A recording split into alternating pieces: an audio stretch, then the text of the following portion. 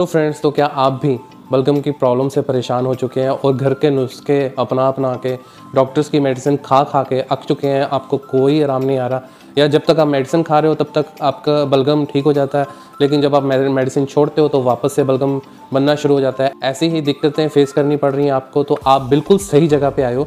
आज इस वीडियो में मैं आपको कोई ऐसा घरेलू नुस्खा नहीं बताने वाला, मैं आपके लिए एक मेडिसिन लेके आया हूँ जिससे आपको बहुत जल्दी फ़र्क पड़ने वाला है। तो इस मेडिसिन का नाम है कैडिफाइलाइट। इस मेडिसिन को बताने के 3 रीज़न है। देखिए, पहला रीज़न, जब मुझे खुद बलगम की प्रॉब्लम हुई तो मैं सिर्फ 2 दिन में ठीक हो गया, इसीलिए मैंने इस वीडियो का टाइटल ही यही रखा है, how to get rid of mucus problem in 2 days. और दूसरा जो कारण है जिसने मुझे सजेस्ट किया था वो भी इसी से ठीक हुआ।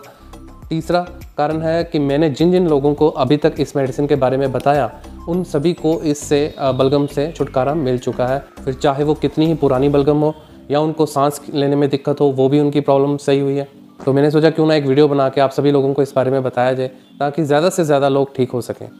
तो आज इस वीडियो में मैं आपको बताने वाला हूँ कैडिफाइलाइट आपको क्यों लेनी चाहिए, कैसे लेनी चाहिए, कितनी क्वांटिटी लेनी चाहिए, इसके साइड इफ़ेक्ट्स और इसमें जो साल्ट हैं उसकी डिटेल्स में बात करेंगे। ये इस वीडियो को शुरू करने से पहले एक चीज़ और बताना चाहता हूँ कि बहुत कम चांस है कि डॉक्टर आपको ये मेडिसिन सजेस्ट करे।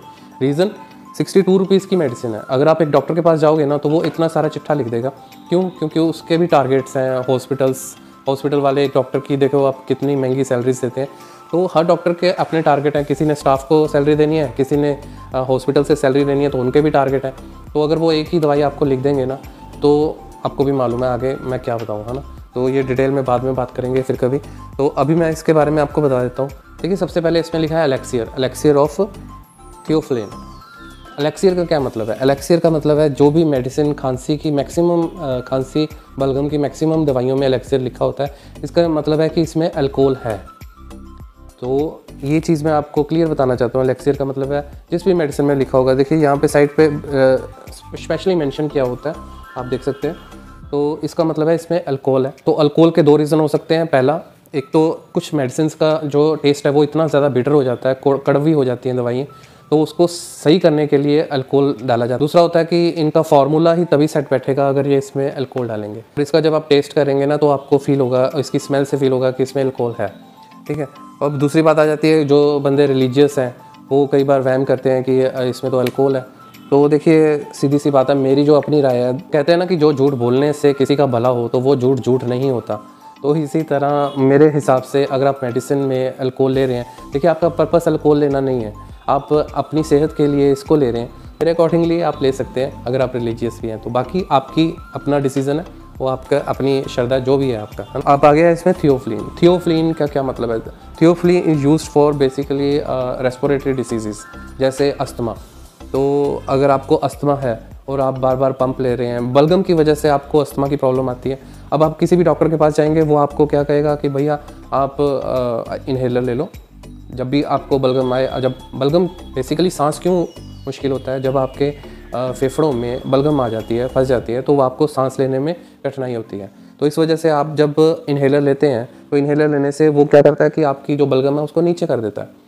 बेसिकली बलगम नीचे हो जाती है लेकिन कुछ समय बाद वो फिर से ऊपर आती है। इसी वजह से जो लोग इन्हेलर लेते हैं उनका जल्दी इन्हेलर छूटता ही नहीं है। रीज़न सिर्फ यही है कि वो अपनी एक प्रॉब्लम को नीचे दबा रहे हैं बजाय उसको निकालने के। तो डॉक्टर के पास आप जाओगे, वो कहेगा दिन में 1 बार लीजिए।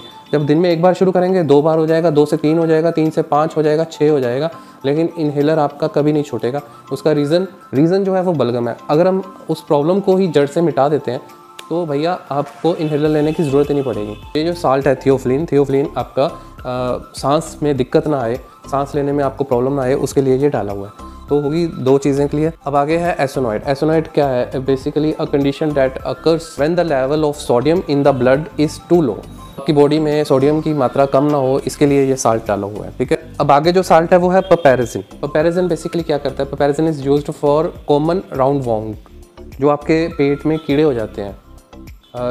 देखिए क्या होता है, जो बलगम क्या है? एक बैक्टीरिया है। तो ऐसे ही जब बैक्टीरिया इकट्ठा होता जाएगा, आपके अंदर प्रॉब्लम बढ़ती जाएंगी, तो आहिस्ता वॉर्म्स पैदा होने शुरू हो जाते हैं, जो कि आप अभी स्क्रीन पे देख रहे हैं। ये ऐसे बारीक से धागे जैसे कीड़े टाइप होते हैं। ये जो वॉर्म्स हैं, ये जो बैक्टीरिया है, ये भी आहिस्ता बलगम को और बढ़ाता जाता है। तो वो इसको जड़ से ख़त्म करने के लिए इन्होंने पपेरिजिन जो साल्ट है वो डाला हुआ है।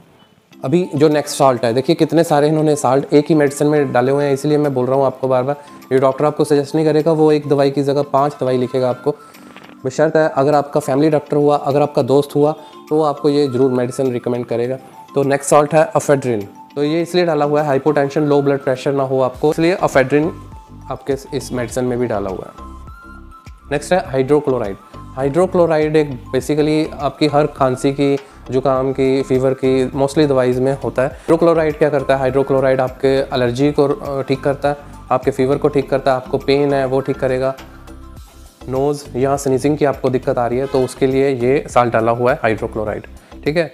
और सबसे लास्ट में जो साल्ट है इनका वो सबसे इंपॉर्टेंट है आपके लिए, वो है ग्वाओफेनिसिन। ग्वाओफेनिसिन सबसे इंपॉर्टेंट साल्ट डाला हुआ है, ये आपकी बलगम की प्रॉब्लम को दूर करेगा, ये बलगम के लिए ही साल्ट बना हुआ है। ये क्या करता है कि आपकी बलगम को पतला कर देता है। देखिए आपका बलगम जब इतना गाढ़ा हो जाता है, वो इतना स्टिकी हो जाता है कि वो अपने आप खुद से निकलता ही नहीं है। जब वही थिक लेयर आपके अंदर फेफड़ों में होगा, लंग्स में होगा, तो वो अपने आप नहीं निकलेगा, तो ये क्या करेगा, उसको पतला करना शुरू कर देता है, तो वो आपके स्टूल के राही या आपके मुंह से बाहर निकल आएगा। तो देखा आपने, एक 62 रुपये की मेडिसिन में इतना कुछ डाला हुआ है इन्होंने, तो आपको कुछ और कहीं और जाने की ज़रूरत नहीं है।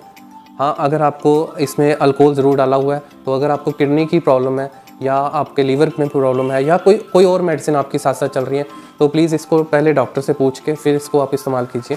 लेकिन डॉक्टर से पूछने का एक तरीका मैं आपको बता देता हूँ। अगर तो देखो आपने सीधा जाके पूछ लिया कि कैडिफाइलेट मैं ले सकता हूँ जी, तो वो इतना डॉक्टर पता क्या बोले, तो डॉक्टर ने बोलना है आ जाओ भाई साहब, इससे तो बहुत बेटर मेडिसिन है, मैं वो लिख देता हूँ, इससे बहुत अच्छी मेडिसिन बाज़ार में आ चुकी हैं, आप ये क्यों ले रहे हैं, आप वो लीजिए। तो फिर से आपको 3-4 ऐसी मेडिसिन लिख देनी है जिसमें 300-400 रुपया उसका भी बन जाएगा, आपका नुकसान हो जाएगा। तो बेसिकली इसको डॉक्टर से अगर पूछना है ना आपने, तो ऐसे मत पूछिए कि मैं ये ले सकता हूँ या किसी यूट्यूबर ने मुझे सजेस्ट किया, ऐसा तो भैया बिल्कुल मत बोलना, नहीं तो डॉक्टर ने खड़े हो जाना अपनी सीट से। तो आप उनसे पूछिए कि मैं कैडिफाइलेट पहले लेता था, मुझे ये मेडिसिन सूट करती थी, तो डॉक्टर साहब क्या मैं ले सकता हूँ? अगर ऐसे पूछोगे ना भैया, तो आपको पक्का डॉक्टर कह देगा हाँ ले सकते हो, ऐसे इससे बेटर भी है, फिर भी वो आपको ऑप्शन जरूर देंगे, तो आप ये ले लीजिए, बेटर है।